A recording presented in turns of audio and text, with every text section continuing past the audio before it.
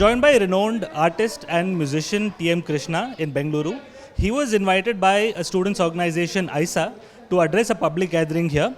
And we're going to talk to him about political developments in the country. Sir, first of all, welcome to Bengaluru. Thank you very much. Could you tell us your take on the Cockroach Janata Party protests? How was it different from the movements we've seen that preceded it, like the farmers' movement or the CNRC protests? I think the big difference is that the middle class of India, urban middle class of India, came onto the streets. I have not seen that happen in all my years of being in protests and in activism. I have not seen so many young people who came there just completely believing that things needed to change, that push had to happen.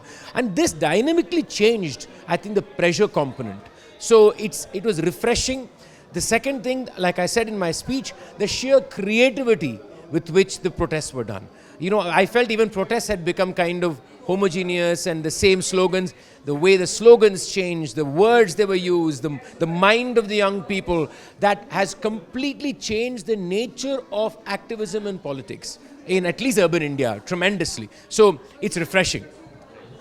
So you've researched a lot about India's national symbols, especially for your last book, and you've also written about Vande Mataram and Jana Gana Mana. Yeah. As an artist and as an Indian, what do these songs mean to you? Especially given the recent developments around Vande Mataram, where all 6 stanzas will now be played in certain state events, where earlier it was only 2 stanzas. How do you see this development? So this is clearly an attack by the BJP RSS on the secularism of India. We underestimate how much such movements and changes the imagination of people. You know, changing the symbolism changes the way you feel, changes the way you think, and which is what the BJP RSS is trying to do. Pushing down Vande Mataram down the throats of every Indian, saying it's compulsory almost to be rendering it, and also saying you're criminalizing anybody, is a way of saying India is Vande Mataram. I'm sorry. India cannot be, especially the latter verses of Vande Mataram. India is a secular republic that embraces every faith and the non-believer. And that's what Jana Gana Mana is. The second verse of Jana Gana Mana, which is not part of the anthem, is Hindu, Bodh, Shika, Jaina, Parashiko, Mushalmanu, Kristani. This is a land of Hindus, Buddhists, Jains, Muslims, Christians. That's this land. And the push of Vande Mataram is to deny ourselves that beautiful idea of India. I think we have to push back hard on it. And don't underestimate the power of trying to tweak symbols. Don't think it is a small thing. It is a major thing. If children are forced to sing that, you are influencing the way they think about one another. They think about person from another faith. So this requires a strong, strong pushback. The first verses of Vande Mataram can be shared. But there is only one song that Indians can share in. Let's make that very clear. And that is Jana Gana Mana Adhinayaka Jaya Bharata Bhagya Vidhata. That is the only song that is a song of India. No other song can be that. Sir, and also you're a vocal anti-caste activist. Recently we saw in Uttarakhand where AICC President Mallikarjun Kharge, he addressed a public gathering. And after he left, there was a purification ceremony which was conducted. Yeah. What do you feel about the state of the caste system in India? Is it as strong as ever, or do you see any hope for the future?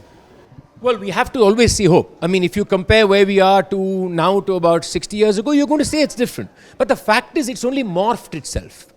The way caste operates is it's always casteism operates, is the way it always morphs itself according to the situation, the time and the location, and whether it's rural or the city.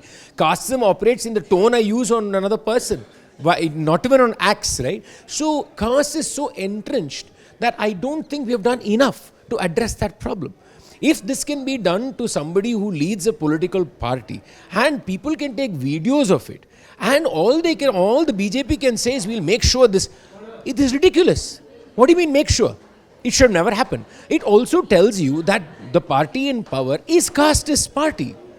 It is a party that completely is casteist, practices casteism, doesn't think a big deal of it except when they come to votes. So casteism is entrenched, and it has to be attacked at the school level. We have to address these discriminations with children. Children have to be taught how it means to share, how it means to be with one another, how it means to share food, share homes, share time, share space, and we have failed. We have failed in that. It's time we change that. It's time that schools change. Teachers are practicing casteism. So how do we change this? It's a cultural transformation. And it's not enough if our fundamental rights say certain things. How are we going to change it in our everyday happening? That's the challenge. And I think we can. We have to go towards that. That was T.M. Krishna, a renowned vocalist, in conversation with Deccan Herald.